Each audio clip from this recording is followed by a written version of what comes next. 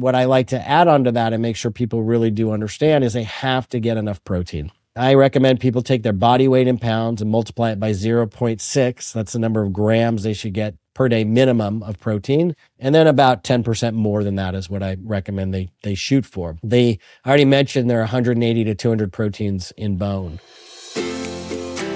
Living with autoimmunity doesn't mean settling for less. Inspired Living with Autoimmunity is the show for high achievers who want the energy and vitality to live fully, not just manage symptoms. With your host and autoimmune coach, Julie Houghton. It's time to take your power back.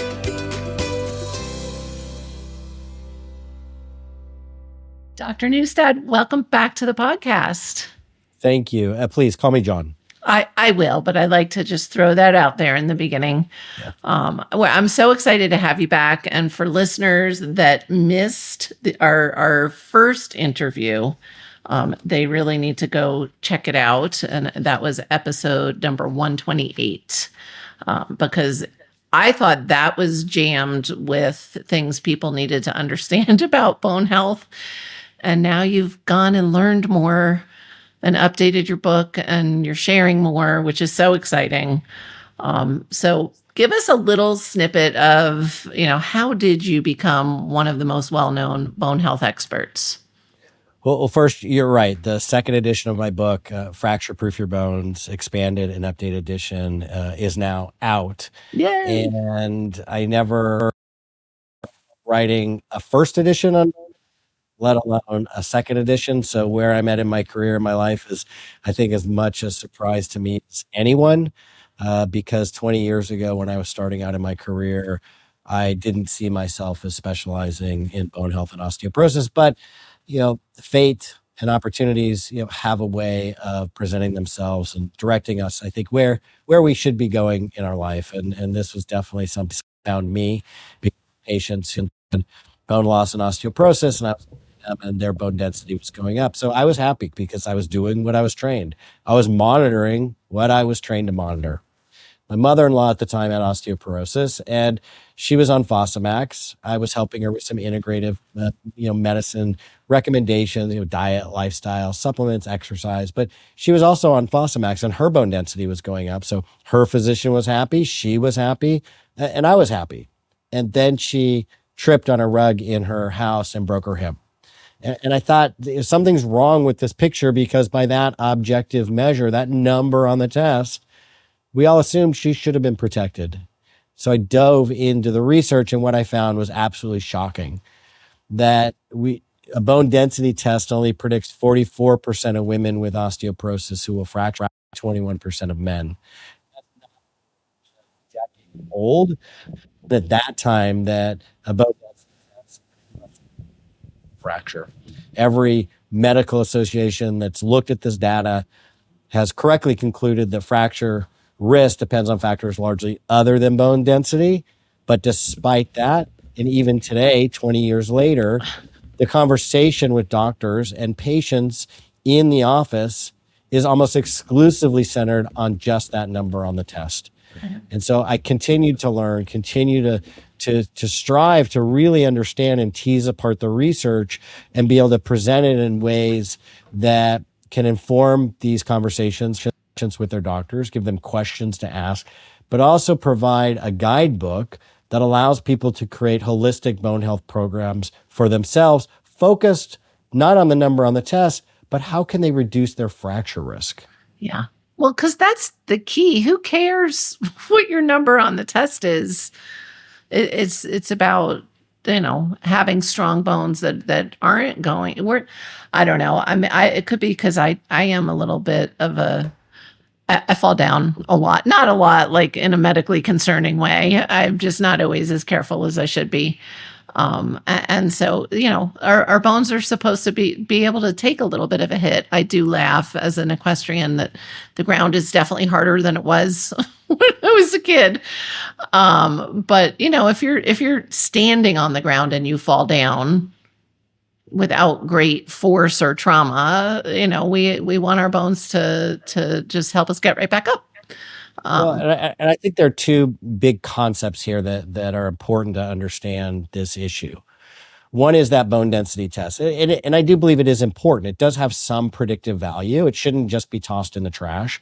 I do recommend people get them. I recommend they get follow-up tests. It's one thing to monitor, but it's limited in its ability to predict fractures.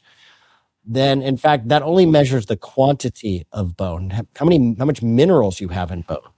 But bone is a tissue, like all tissues in our body. It's made up of different things, not just minerals. There is another really important piece to bones that is ignored, and that is the non-mineral component, the proteins in bone, the collagen in bone. That's what gives bone its ultimate strength. There are 180 to 200 different proteins in bone, including collagen. And collagen, strand for strand, is stronger than steel. When Wow. collagen is healthy, it's also flexible. And so that's why when we're younger and we have healthier collagen and we fall, the ground doesn't feel as hard necessarily because the bone can absorb that impact over a greater volume of bone, and that bone actually can deform a little bit, can accept that impact without being brittle. And as we get older, if the collagen is degrading, if the bone quality is degrading, the bone minerals are also degrading. That's when you. Yeah, this is why we're having the conversation. And I'm really excited because one of the things that I hope we're going to talk about is the importance of gut health and bone health. And interestingly enough, it was a kind of an anecdotal aside in our last conversation that directly relates to that topic, which was that my oldest son, when he was in probably middle school, was osteopenic. He was an undiagnosed celiac, and we didn't know yet. And we chatted a little bit about that in the episode that we did a couple of years ago, but we didn't, follow the thread. And now I know why it's even more important because I really want to dive into that. And I know some listeners are like, "Oh no, not gut health." Yep. You just can't take it out of any conversation about wellness. No, you can't. And that is a new part to my book, in addition to the new expanded edition of the book, where I talk more about that gut over the last years has really become quite relevant and not controversial. There are direct and indirect in your intestines and your bones. And in fact, you mentioned celiac disease, obviously an intestinal issue with a problem, people consuming gluten-containing foods and the immune system becoming inflamed. And in some cases, it's actually been documented in the research that osteoporosis can be the only symptom of celiac disease. Yeah, I could totally see it. Right. And your experience shows that. And when it comes to gut health, people with irritable bowel disease, Crohn's disease, ulcerative colitis, people with malabsorption and chronic inflammation, they are at elevated risk for osteoporosis and fractures. And there are multiple mechanisms that explain that in terms of that gut-bone connection. The direct mechanism is that inflammatory chemicals called cytokines that help modulate inflammation, those that encourage inflammation, like IL-1, IL-6, and others. That's what they're called, interleukins, and others. If they get out of the gut, because 90% of the immune system is in the gut. And so when that becomes inflamed and those inflammatory molecules get released, they go into the blood flow circulation where they can eventually travel to the bone. And in the bone, they activate osteoclasts. There are two types of primarily, metabolically active cells in the bone. Osteoblasts help build up and make new bone, and osteoclasts break down old, worn-out bone in a and a process called bone remodeling, which we need. It's healthy, but when it's imbalanced and there's too much bone remodeling or there's too much breakdown, that's when you lose bone density. That's when you get dangerously low in terms of your bone health and increased risk for fractures. And those inflammatory molecules activate the osteoclasts, so they break down bone faster. That's a direct mechanism. Then indirectly, what happens is you can get these, with malabsorption, you can get nutritional deficiencies that are well documented with these diseases. And that also then contributes to the bone loss. And then you layer onto that the medications that are prescribed for many of these conditions. And one of the most common ones that I see are the antidepressants. So those are anything that elevates serotonin, Lexapro, Prozac, this selective serotonin reuptake inhibitors. They activate osteoclasts as well. There are serotonin receptors on bone. And so you get additional bone breakdown. And in fact, the research has shown that for every 19 women taking an SSRI medication for 1 to 5 years, we now expect one of them to break a bone. And most doctors are unfortunately unaware of the bone damaging side effects of not just that medication, but most medications. Another commonly prescribed one is prednisone, glucocorticoids, anti-inflammatories, powerfully anti-inflammatories. 2% of the general population is on glucocorticoids. And when it comes to bone health and osteoporosis, however, they destroy collagen, they reduce bone mineral density, they actually damage also bone muscle tissue, so people can have less balance and less strength, which increases their risk for falls and fractures. And taking glucocorticoids long term, we expect about 50% of those people to fracture. Wow. So it's a very dangerous situation. It is, especially when the only tool being used is prescription medication. So, and we had talked also last time about proton pump inhibitors, as being another.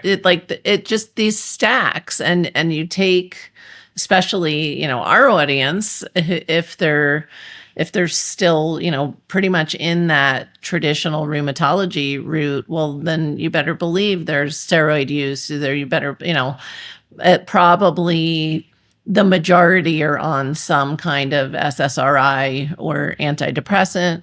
They just stack these. I had said in our last conversation, I was on that PPI for side effects from the other prescriptions I was on that were supposed to be treating the RA. It becomes this snowball. And if you look at just in general, the category of autoimmune diseases and the risk for fractures, if you look at the different autoimmune diseases, the increase in fracture risk is 200 to about 400%. Wow. Well, and for two different reasons now it's not just the medications, but that direct connect. I know anybody, I shouldn't say I know, I believe, and it has been my experience, that anybody, with autoimmune or any kind of really chronically inflamed, chronic inflammatory systemic inflammation has leaky gut. If they haven't already done intentional things to heal that, it's just part of the story, period. And so this explanation that you're giving us about the cytokines getting out and is it to me, I was like, oh, well, we just started talking, but that's a mic drop right there. Because it's like, oh my gosh, so we're, those with multiple autoimmune, then you're kind of getting it from both sides if you're taking some of those medications. And we're not telling anybody not to take your medications. That's not, it's ask the questions and learn. No, but what I do recommend patients do is they have a medication review with their physician and with their pharmacist, because many doctors are unaware of the bone damaging side effects. Prednisone is well known. That's not anything. Everybody, all the doctors know about that. But the other ones, not so much. And Yeah. in fact, there was a study that was done that looked at the medications that patients were taking in the 3 months before they were hospitalized for a hip fracture, and then what medications they were taking after they left. In the 3 months prior to ending up in the hospital with a fracture, 75% of them approximately were taking a medication that either reduced their bone density, caused osteoporosis. Left, there was no improvement in that. Where people were switched maybe off a dangerous medicine, they were switched onto a different medicine that also was dangerous for a different reason. Right. And so that's where patients really need to become educated. There's a whole chapter in my book, expanded in the second edition, on medication-induced bone loss, questions to ask your doctor, because this is a real blind spot for conventional medicine that patients need to advocate for themselves. So if they can decrease the dose or switch to a safer medication or work with an integrative provider, naturopathic doctor, functional medicine doctor, where they're able to actually discontinue it, if they're able to do that, even better. I love that. That's, since we're talking about gut right now, are there foods that we should either avoid or reduce consumption of as it relates to bone health? Absolutely. And I would just say this, it's really about somebody's overall dietary pattern. I get the question a lot, should I avoid, food X or food Y? I'm concerned about this specific food. And my response is, it's about the overall dietary pattern, not one specific food. If there's a category of foods that people should minimize, it's ultra processed. That's not food. It's not food, and I love that you said that. And I always, when I talk about ultra processed foods, I said it's definitely a misnomer. Yeah. They're chemically manufactured environmental toxins that people are consuming. Yeah. And these are, there's no ambiguity now in the research, where the more the body consumes this, the greater their risk for Alzheimer's disease, dementia, cancer, cardiovascular disease, obesity, diabetes, etc. And yes, research osteoporosis as well. In my reading of the research, the cutoff seems to be more than where you start to get some of these dangerous associations is if more than 10% of your calories are from ultra processed foods. Now, ultra processed foods are packaged foods, they're convenience foods, they go in the microwave, they go in your backpack or your purse, and they're quick and easy and convenient. But they also, in too high amounts, are dangerous. Unfortunately, 60% of the calories in the American diet currently are from ultra-processed foods. And what I just said is that the research shows that above 10% is where you start seeing these real dangerous associations with chronic diseases and death. And so the American diet is really the exact opposite of what the research shows is helpful.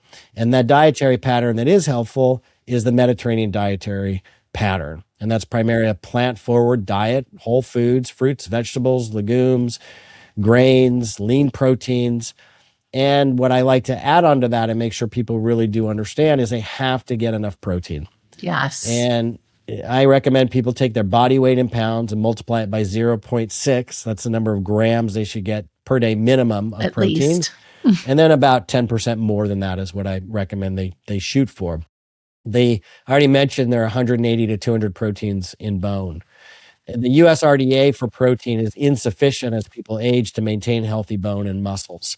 So people need to get more than that. And so that's where just focusing on what I have people focus on in my book, and I walk them through transitioning into eating this way for, to promote their health for the rest of their life, is just fiber and protein. Yeah. Those are the things everybody's lacking in. And I mean, it actually takes intention to eat enough protein. It really does. So what's interesting is you're right. So I think that's absolutely correct. And I think that there is a threshold, though, above which it's much harder and it's a more stressful, me at least. So I did my own experiment. Of course you did. The number of grams minimum of protein I should be getting a day, which is about 90. And then that's with the calculation I just mentioned, 0.6 grams of protein per pound body weight per day. Then I increased it to what I see on the internet, and people keep saying people should do, and that's 1 gram of protein per pound of body weight. So that's a huge difference. 90 grams to 100 and about 50 grams. Yeah. Right? Huge difference. So what I found when I got up higher than what I recommend, maybe up to that 1 gram per day, I didn't have any room left in my stomach or any Fiber. hunger left to eat the vegetables that are giving me the vitamins and the minerals and the other plant nutrients that my body needs to thrive, and that contain the fiber that we need for a healthy microbiome and to help modulate our blood sugar and all of those beneficial things that come from eating plants. Yes. And also the research just doesn't support it. There are 0 studies on that high a dose of protein. Yeah. And it's really not, it's not sustainable anyway. It's very difficult to do if you're eating real food. Correct. And most people are eating, we're creatures of habit. Yeah. And the reason is because it takes less energy. Habits we don't have to think about. And where people are primarily just eating day to day, just like, out of habit. And so part of it is transitioning into eating healthier over a period of time that makes it sustainable, where we're developing a new habit, where frankly, it becomes easy to eat this way. Like for me, I don't even think about it. It's just part of my life. It's just how you eat. It really is. I do want to highlight also, in addition to the fact that it's ultra processed food is not food, and you already, it's been chemically manipulated. For people to really consider, because 10% of your calories is not a tenth of what you're eating.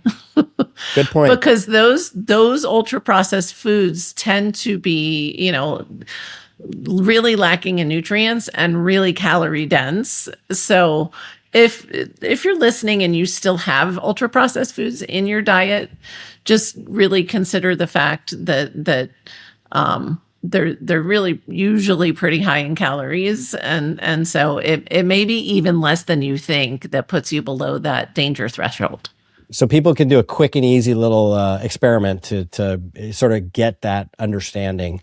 If you look at, maybe a recommendation is 2,000 calories per day. Just take the general 2,000 calories a day for an adult.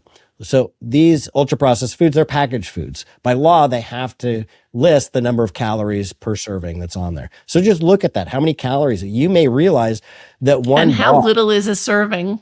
Right. That one bar is 1 serving and is 200 calories. That's 10% right there. Right. Yeah. No, I love that. And I'm glad you picked easy math.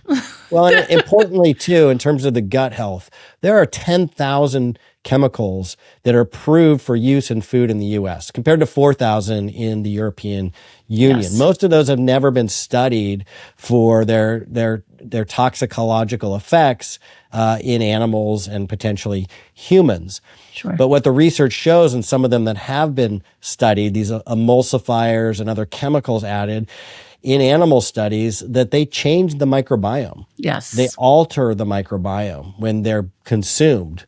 And additionally, the thing that also needs to highlight, it's just not the food or food and protein. It's also the packaging. A study was done showing that the packaging that these products come in, the packaging is leaching into the food. So we're consuming those as well. Those are plasticizers and other chemicals that are known hormone disruptors. Right. And this is why I'm sitting here nodding. So this is why I love having you on the podcast.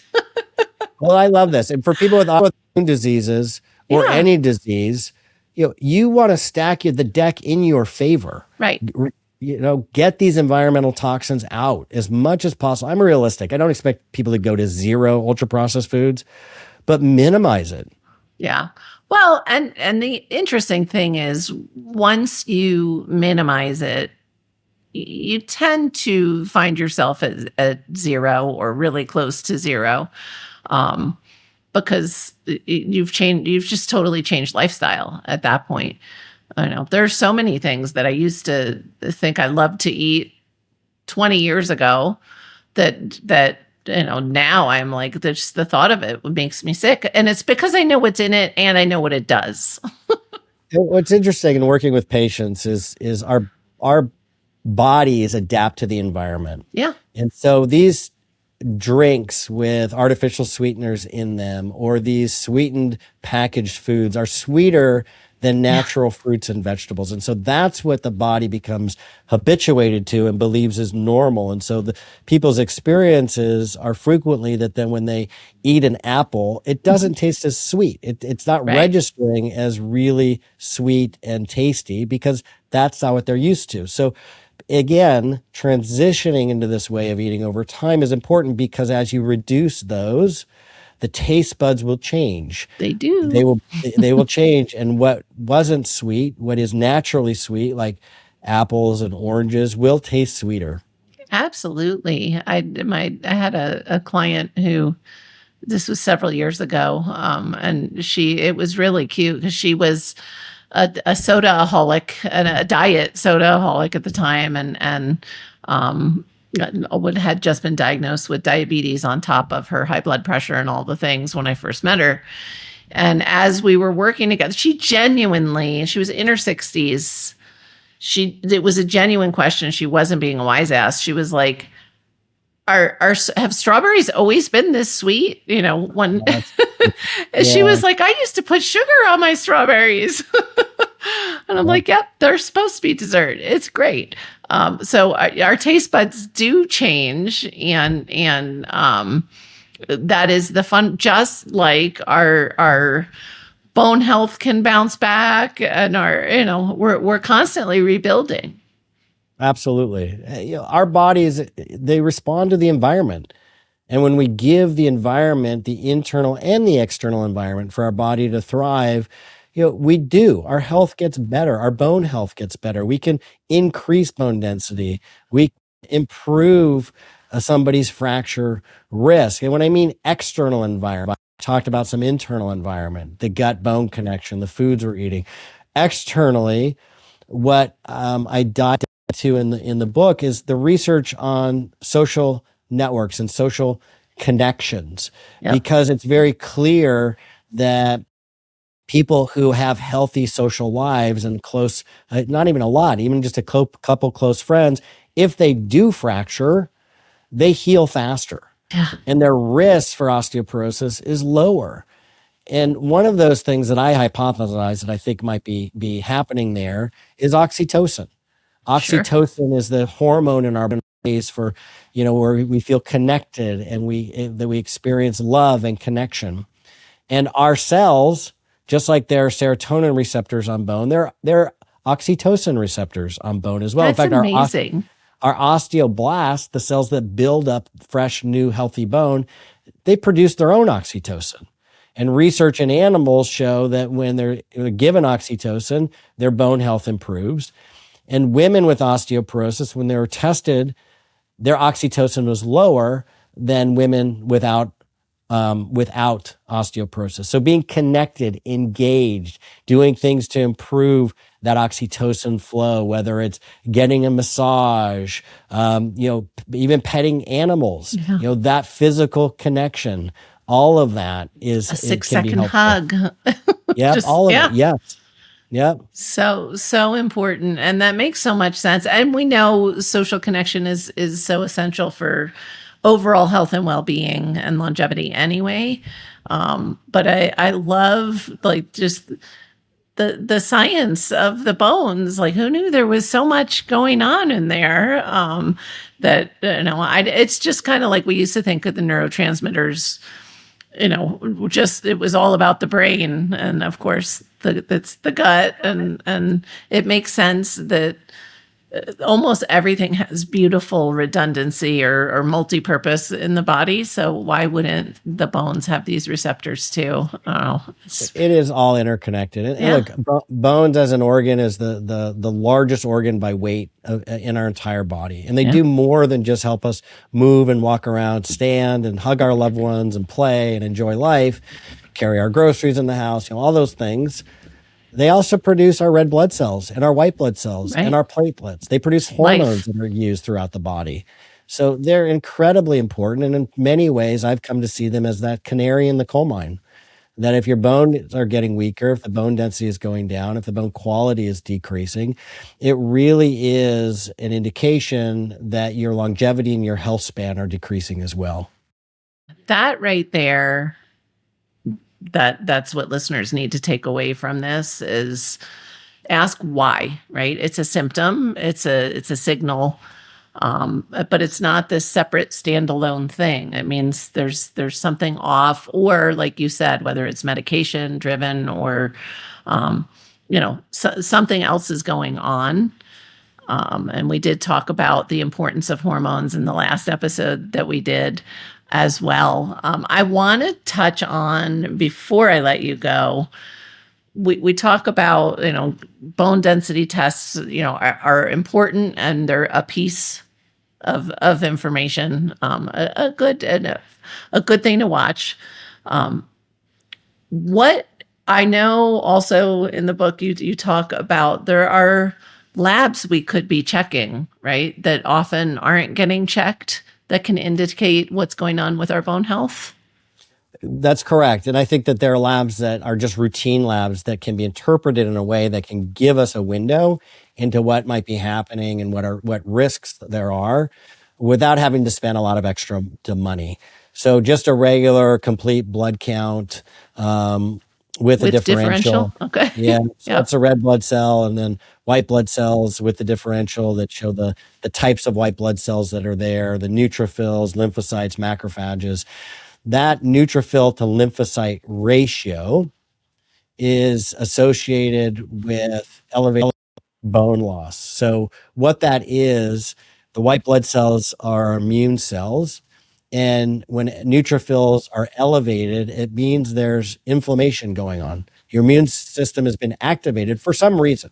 It doesn't tell us why, but there's something going on. And when it's elevated, then that is associated with faster bone loss, osteoporosis, and osteopenia. The other thing is looking at a serum ferritin test. And that's not commonly run, but it is accessible. Conventional labs run it. It's not expensive. That is the most sensitive indicator for iron status. And that's going to go down faster than low iron will show up in the complete blood count as decreased hemoglobin, decreased red blood cells, decreased hematocrit. Those are all signs of iron deficiency anemia. But ferritin is the storage form of iron, and it's used throughout our body for hundreds of processes. And so when that serum ferritin starts to go down and gets too low, it is associated with osteoporosis. And so ensuring that you have enough iron is really important. And I go in my book about how to interpret those tests because the reference ranges from labs are so broad as to be clinically useless. So I really they're want a bell curve. They are useless. Well, but it's such, with the ferritin itself, I've seen the reference ranges all the way from a low of 10 to over 200. Like that is so broad as to be clinically useless. Right. But what we see in the research is we really want it above 50 when it comes to symptoms like fatigue, because iron is used to produce cellular energy. Our bones need cellular energy. Every system in the body needs it. Sure. And so I typically actually like it around 60 or 70, okay. But I've seen it as low as 30 or 25 in patients, and their doctor who tested it didn't supplement them with iron, even though they're symptomatic, and because it's quote unquote normal, right? So understanding those nuances that I educate people in my book can be helpful for driving your own healthcare and helping to ask the important questions that you need to ensure that you're getting the care that is best. And I can say, like, as a clinic owner, the right providers, they want you to have questions. They want you to be your own advocate. It doesn't mean you don't trust your doctor. It means you're the expert on you. And as I think everybody should get the book and have these conversations with their providers. And if you happen to have a provider who is not interested in your conversation, find another provider. Yeah, it's a service industry. If you're not getting the service you like, you're welcome to fire them and find somebody else. But I love that you mentioned the book and having conversations with doctors, because Yeah. I can't tell you the number of times I've heard from patients where they take my book into their doctor's appointment, because in the book it gives questions to ask of the doctor, and there are take action sections at the end of different chapters where people can write down the answers to the questions to ensure they're getting the best information. And when the doctors have insisted that they start taking a medication right away, even if it was first diagnosed, then they have that book and they are able to go back and have a more informed discussion. And I've had doctors or patients report to me that their doctor, after seeing the book, after having the conversation, agreed. They backed off on pushing the medication so hard and saying, okay, let's just try what you're talking about for a year. They're more willing to go along and say, let's give it a shot for a year. And because we'll retest, we'll do another bone density You're going to test. follow it. Yeah. Or And the doctors who have even told me they have the book. Somebody comes in with osteoporosis, they prescribe the book. right. It is read this book. Yeah. This is what we're going to implement. I And love then that. they tailor it to the person's specific needs to guide them through in a way that helps, stack the deck in their favor towards success. Yeah. And I love that you brought that up. That was one of the things we did discuss. And I obviously we can't share the whole book in a couple of conversations. But so really listeners, go back and listen to episode 128. But that is a big highlight there as well, of like, if there's one thing people can do, it's, if they get a diagnosis of osteoporosis and they are strongly offered a medication immediately, I believe, to quote you directly from our last conversation, you said, breathe. And again, gather your information, and there is time to make the right decision for yourself. Well, and the medication may be important. It might but be. It's not educating it. So Yeah. in terms of breathing, there's so much anxiety around a diagnosis of osteoporosis, and rightly so. It's scary. Yeah. And I have patients come to me and they have gotten a diagnosis, and they're so anxious that the first thing I do is I have them take a few breaths. Yeah. Then I explain to them the limitations of the bone density test, just what I talked about before, how predictive it is, and not as predictive as most people think. And I say that, look, this is important, but it's not an emergency. There is time to educate yourself and create a holistic bone health program that makes sense for you. Yes. And that may include medications, but it might not. Yeah. And I think that it's very similar with an autoimmune diagnosis. They tend to still, more often than not, kind of make it this emergency, and you have to take these medications right now, or you're gonna breathe. Nobody can make a good decision in a sympathetic state. And like you just said, when we get a diagnosis, whether it's osteoporosis, autoimmune, fill in the blank, when you get a diagnosis, stress goes up. Yep. So don't make your decisions. If I may, I'd like people a quick and easy. When they get their bone density test results, on most reports, toward the bottom of the fracture risk assessment, it gives you the probability of your fracture over the next 10 years. It's a calculation that's based on different inputs that include your bone density, but also includes your age and potentially other factors. So a lot of times that's either glossed over, or it is emphasized in a way that is very negative, meaning, there's a 10% chance you're going to fracture in the next 10 years. Well, the opposite of that statement is also true. Right. There's a 90% chance, according to the test report, that you will not fracture in the next 10 years. So let's all just take a beat. Let's get the numbers and the information in its proper perspective so people can make better decisions. I love that. And there is this tendency, especially in medicine, but just human nature too, to, like you said, we're going to focus on this 10% and we're not even going to discuss the fact that you have a, 90% chance you're not going to fracture.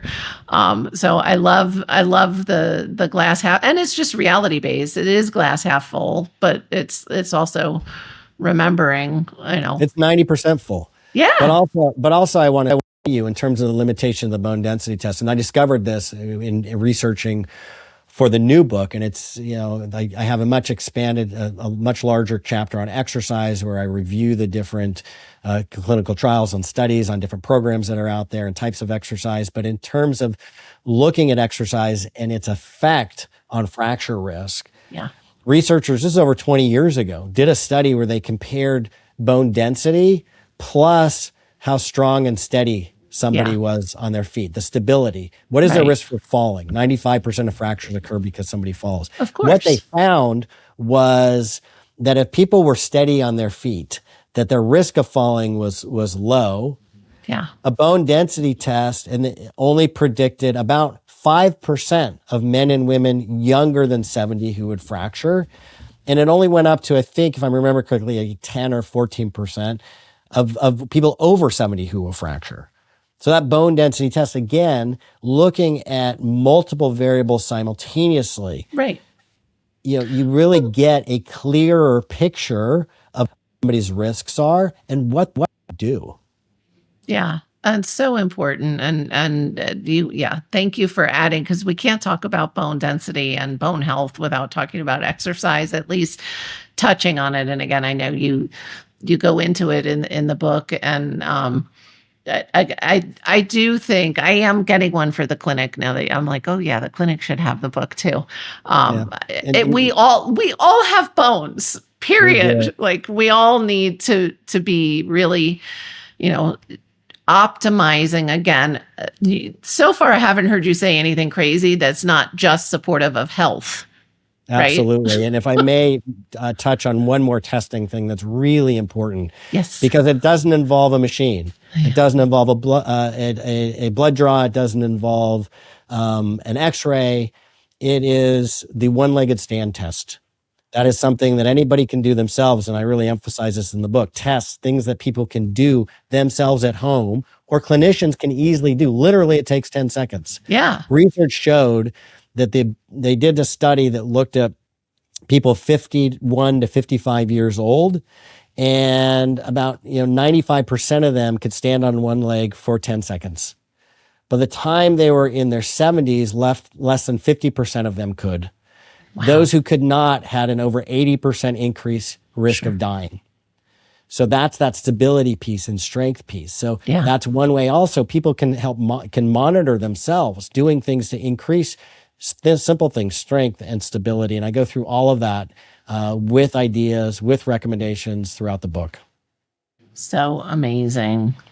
Fracture proof your bones. I'm guessing now if people go to order the book, do they need to look for expanded second edition, or is that pretty much what they're going to get if they So on my website, nbihealth.com, the Fracture Proof Your Bones expanded and updated edition is the only one that's there. On Amazon, the old book is still there. I think they still have a little bit of inventory, but Gotcha. Hoping it comes off there soon. But okay. Yes, it's the white cover. It's the one behind me here. Yes. The one that you showed. They look totally different. So make sure it's the larger book. It's over 400 pages, much bigger, and definitely. Well, and it's I want to highlight again too. It's a guide. Within the book there's a lot of such valuable information on how do we do it? How do we do these things? It's not just 400 pages of you dumping information on people that you've learned over the years. I don't want them to be intimidated by that. I think it's about 420 pages or something, and 100 of those, 90 of those are research citations. Yeah. And because I want people to know that they can go and look up any of this stuff, and so can their physicians. Right. Everything that I say is cited. It's all peer reviewed. It's in peer reviewed medical journals, and it's a practical guide of how to create holistic bone health programs. It is. For yourself or a loved one, or have conversations with your doctor, your healthcare provider, and how clinicians can use this information to improve the outcomes of their patients as well. Yeah, which is why they're in it to begin with. Um, so grateful and glad. I was kind of teasing you a little bit before we hit record that there aren't that many authors who go back and expand and revise and improve. We know how much work goes into writing books like this, and so I personally so grateful that you did, because it just gives an even broader picture of what's really going on with our bone health, and just it's all the same things that it parallels. Why is autoimmunity rampant? Why is it's all the same inputs. And so, so grateful. So last time I mentioned the breathe, and that was your one step that I asked for at the end of our conversation. So I'm going to ask you for a different one today, to come up with one step for us that we can do to support our health and our bone health. Not to be self-promotional, but I really can't think of anything else that's better at this point. Get the book. Buy the Awesome. book, read the book. It's going to arm you with the information and the facts that you need to make better decisions, because every 30 seconds, someone somewhere in the world is breaking a bone because of osteoporosis. A woman's risk of an osteoporosis fracture is equal to her combined risk of breast, uterine, and ovarian cancer.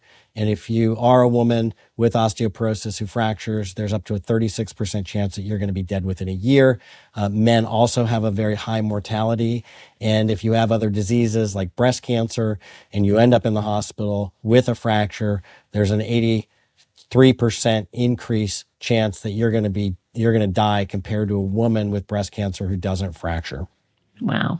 And you're not saying that to drive people through fear, because we can change the trajectory and improve our bone health. I actually am doing that a little bit to drive people for fear. To take action, yes, but not in a doom and gloom sense. This is the frustration for me. This is the reality of the disease. It is second only to cardiovascular disease as a global health issue. There is no, pink ribbon campaign or marathons for this. And yet people are suffering and struggling and dying. I did a quick calculation before I came on. I mentioned before, people on prednisone, about half of them, it's estimated, will fracture. 2% of the general population is on prednisone. 5% of postmenopausal osteoporosis patients are on chronic glucocorticoids. And there are an estimated 10 million people in the US, that's the official number, and I think it's woefully underestimated, with osteoporosis or at risk. If 80% of those are women, and this is just off the calculation with some assumptions, we're talking tens of thousands of extra people dying every year unnecessarily. Wow. Yeah. No, and I love your passion comes through. For sure. And I do agree. Fear, it can be a good, it's not fear, it's facts. Like it's data. But the fact also is you can do something about this. Right. And that's the gift. Ways to reduce your risk. Yeah. I've gone through the research and I've tried as best as I can to communicate it in a simple way and create a system to walk people through chapter by chapter how to improve the odds, how to improve their bone health, not based on theory, but based on what the real measurable difference in bone density, in laboratory use, in fall risk, all within the book, with the goal of preventing fractures and reducing somebody's risk. Yeah. And I'm going to add, you can get the book on Amazon and that's easy, but I want to inspire listeners really to go to your website, go to mbihealth.com, because you also have other resources on the website too. So go to the website and check that out and get the book there. I think is even more advantageous. You have all kinds of articles and information that are, I could just spend the day on your website. So Thank you. John, I so appreciate the contribution and keep singing it. We do need to get the word out there that the importance of bone health and the steps that people can take. So really, really grateful to have you back. Thank you. I appreciate it. For everyone listening, remember you can get the transcripts, links, and show notes by visiting inspiredliving.show. Go and get the book, Fracture Proof Your Bones, expanded 2nd edition, and we will see you next week. Thanks for tuning in to Inspired Living with Autoimmunity, hosted by Julie Houghton, your autoimmune coach. If this episode resonated with you, share it with someone in your life who needs to hear it. For the complete show notes, links, transcripts, and everything discussed today, visit inspiredliving.show. You can also send in your questions there to be answered by Julie in a future episode. That's inspiredliving.show. Remember, it's time to take your power back.